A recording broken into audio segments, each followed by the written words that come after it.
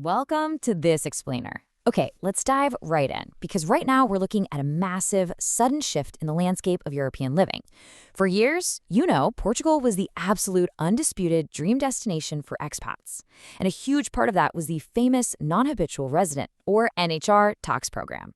But today, we're transitioning straight from that NHR dream into a really strict audit reality. The landscape has completely transformed. So in this explainer, we're going to break down exactly what's happening, what the financial risks are, and most importantly, how you can navigate this and strategically protect yourself. I want to start by asking you this directly. Did you claim Portugal's NHR tax status between 2020 and 2023? Because if you did, listen closely. You might be caught in a very dangerous window right now. And this isn't just some hypothetical scenario, it is an active situation. If your timeline falls within those 3 specific years, the Portuguese government is looking back, and your tax filings are effectively sitting right in the crosshairs. This timeline really brilliantly illustrates how we got here. It shows our move from the golden years of the NHR straight into today's 2026 reality.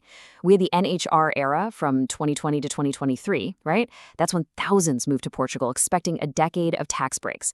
Then came that abrupt sunset in December 2023, which was quickly followed by the launch of a new, much narrower program called IFICI in 2024. But the absolutely critical part of this timeline is where we are right now, the 2026 audit wave. The past is officially catching up to the present. Section 1. The NHR program sunset, an abrupt end. So while the program officially died at the end of 2023, which obviously cut off new applicants, the real complications were literally just getting started for anyone who had filed claims in those 3 years prior. You see, the government didn't just close the door and walk away. Actually, Finanças, the Portuguese tax authority, announced that they're actively reviewing all NHR claims filed in that legacy window. So that sunset, it wasn't an end at all. It was actually the trigger for a massive retroactive review process. Moving on to Section 2, the 2026 audit wave. Finanças reevaluates. When we isolate your personal risk level by looking at these rejection rates, notice that rental income and pensions are facing the absolute heaviest fire from the tax authority right now. We're seeing a 65% rejection rate on pension claims, a 60% rejection rate for dividends, and an unbelievably high 70% rejection rate for rental income. Basically, Finanças is systematically reviewing these specific passive income categories and determining that the original NHR criteria just weren't properly met. And the absolutely crucial point here is this staggering figure, a massive 60% overall rejection rate for NHR claims filed during that 2020 to 2023 window. Just think about that for a second. More than half of the people who thought their financial planning was totally locked in are now getting audit notices. Statistically speaking, it's more likely than not that your claim will be rejected upon review. And compounding that shock is this mandatory 2,000 to 5,000 euro CPA defense cost. And get this, you're going to pay this just to fight the audit, even if you eventually win. That's the really insidious nature of an audit wave like this. It's not just about the back tax you might owe. It's the immediate, unavoidable cost of simply proving your innocence. You literally cannot navigate the Finanças appeals process alone, and specialized defense comes with a seriously steep entry fee. Section 3. Costs of tax defense, the hidden financial toll. Take Robert's cautionary story, for example. He's a real expat, and his case perfectly illustrates the stakes we're talking about. A single rejected claim cost him 15,800 euros in back taxes. But here's the real kicker. The government also applies a 10% statutory penalty interest on those back taxes. So he wasn't just paying what he originally owed, he was paying a severe penalty on top of the whole shebang, creating this awful snowball effect that ultimately cost him tens of thousands of euros. This is exactly what happens when an audit hits a legacy claim. Because look, even if you think your original claim was totally bulletproof, defending it means racking up some heavy fees.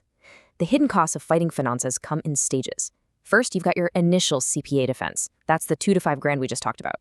If Finanças rejects that initial defense, well, then you enter the drawn-out appeals process. And finally, if you need to take it all the way to the end, there's the potential for highly expensive court escalation. It's basically a war of attrition, and every single step drains your resources. Let's look at Section 4, the IFICI tax alternative, your strategic pivot. Now, you might be wondering, what's the alternative? Think of IFICI not as a blanket replacement for an HR, but as a highly specialized 10% flat tax Wells tool. Launched in 2024, it is laser-focused. It doesn't apply to every type of income under the sun. No, it is exclusively for investment income, and it requires a €500,000 net worth threshold. It's essentially the government saying, hey, we still want high net worth individuals, but we're going to be very specific about how we tax you. This comparison highlights exactly why IFICI is such a game changer. Under the old NHR regime, broad income categories created a lot of confusion, which naturally led to the heavy audits and eventual sunset we're seeing today.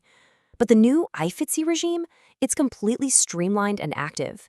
Because it is investment only and offers a really predictable 10% flat rate, it completely removes those gray areas that are currently triggering the 2026 audit wave. And Priya's incredible success story perfectly demonstrates the massive financial upside of correctly pivoting your strategy to IFIC right now. By recognizing the audit risks associated with her old setup and smartly structuring her investments to qualify for the 10% IFIC flat rate, she locked in a projected €355,000 in savings over a decade. It's just a prime example of how understanding the current rules and playing strictly within them can yield literal life-changing financial results, all without the anxiety of a looming audit.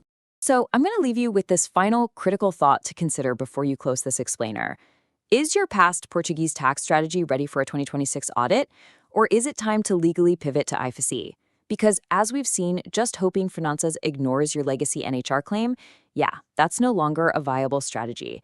With a 60% rejection rate and defense costs running into the thousands, your financial future in Portugal truly depends on how you answer this question today. Thank you so much for joining me to unpack this complex topic, and I highly, highly encourage you to review your own strategy with these new facts in mind. Catch you next time.